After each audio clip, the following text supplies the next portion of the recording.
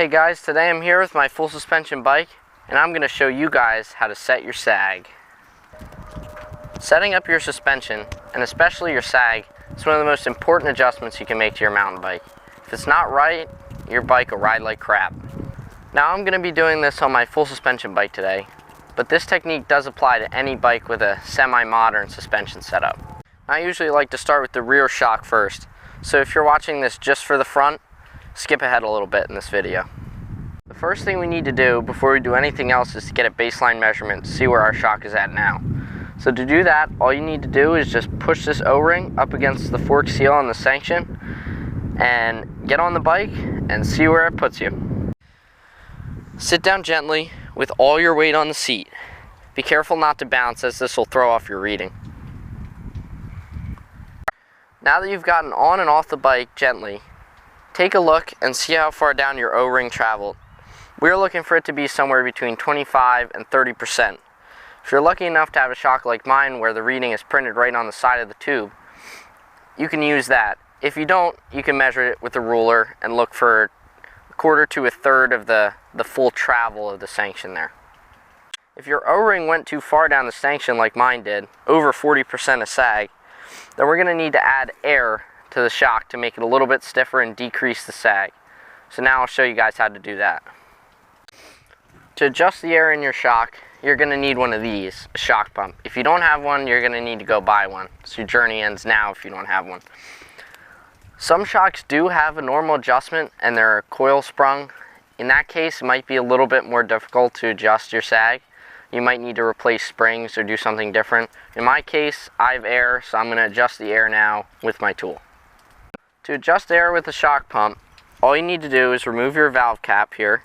It's a normal Schrader valve like a lot of lower end tires and stuff like that.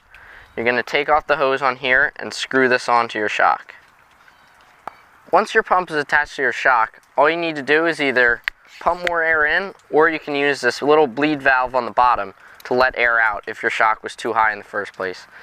So I already know that I like my shock set to 80 psi, so I'm just going to pump it right to 80, but if you don't know, go up in 5 to 10 psi increments and keep remeasuring following that process till you get your sag where you want it to be. Also, quick side note, never try and pump up your shock with a normal tire pump. You're just going to have a struggle and you're going to get yourself nowhere and possibly end up with a shock that doesn't function at all, so just don't even try it.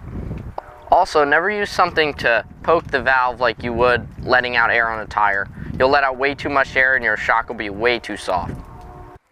Now that we're done with our rear shock, we're going to move on to the front. The process is very similar, but there are a few little minor changes that I'll discuss.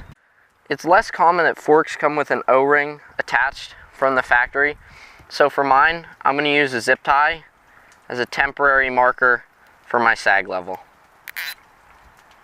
The first thing we need to do now is get our initial measurement. So once your zip tie is all the way down to the fork seal, get on the bike gently once again. You don't want to bounce and get a false measurement.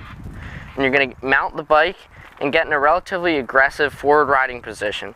That way you're going to have the right amount of weight on your fork to get your measurement. Once you do that, get off carefully again, and there's your sag measurement. Now for the front, we're looking for somewhere between 20 and 25%, a little bit less than the rear shock. So let's see what we got. So on my 120 mil travel fork here, I don't have markings on the side, so I have a ruler to measure my distance. So if we measure it, looks like I'm at right about 30 millimeters of sag, which is perfect for me. It's 120 mil travel, so that means I'm right at 25% sag. So that's good. Now I got lucky and my sag was good. If yours wasn't good, we're going to use the same process that we did for the rear shock, adding or taking away 5 to 10 psi, and then remeasuring until you get your sag right where you want it. So every fork and shock works a little bit differently. So if your friend is running 140 pounds in his shock and you're only running 70, that doesn't really mean your friend is fat. He probably just has a different suspension type than you do. Now that your sag is set perfectly for both your fork and your shock, you'll be able to take advantage of all the travel that your suspension has to offer and have a smoother, faster trail ride. So thanks for watching, guys. Till next time.